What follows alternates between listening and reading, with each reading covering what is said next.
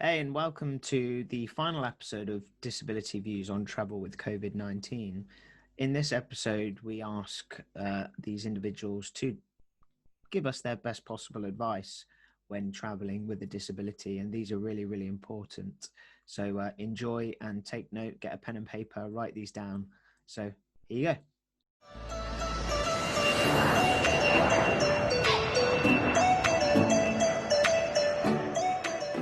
Carry your toiletries and medication and cosmetics, essential cosmetics, in your carry-on luggage always, and including your knickers, right?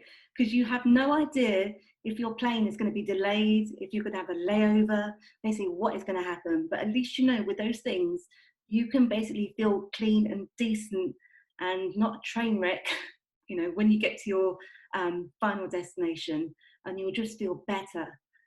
Secondly, I'll say you have to basically service your chair before you go overseas, and carry your tools and check them in, basically. Never carry them in your hand luggage because you'll never see them again.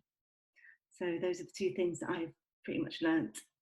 Big advice is always choose your destination based on what your dreams are and what excites you.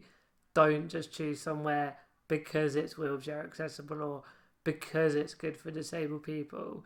Get excited about it for all the right reasons.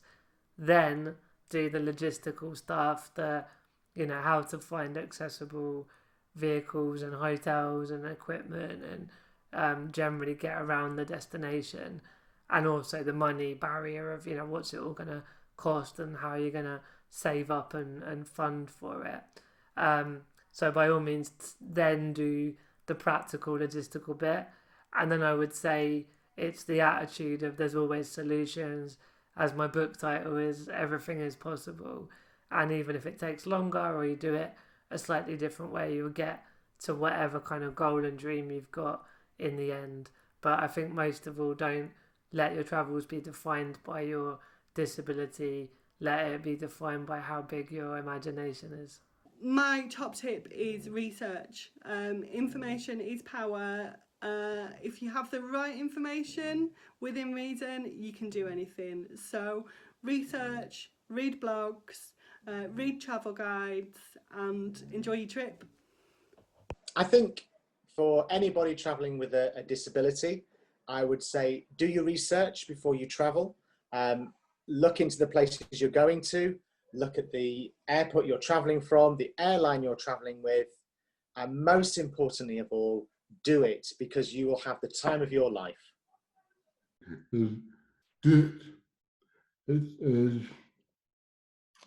not always easy. It takes planning, preparation, and a lot of patience. Wherever it is that you want to visit, you can definitely make it happen. It might just take a little bit more planning. So it's important to plan well, do your research, but most importantly, have fun. You don't even need to travel that far. You can visit your own town or a city near you and do fun things. Do what tourists typically do when they visit, and I'm sure you'll have a great time. So there you have it. Some real crackers in there again. I particularly like Mary's, making sure that you've got a spare pair of underwear in your hand luggage. I think that's vitally important. And also planning, preparing, having information available with you throughout your entire journey is really, really critical to ensuring you have the best experience possible. And I also really like Martin's quote at the end there. And I think this is really important for people actually.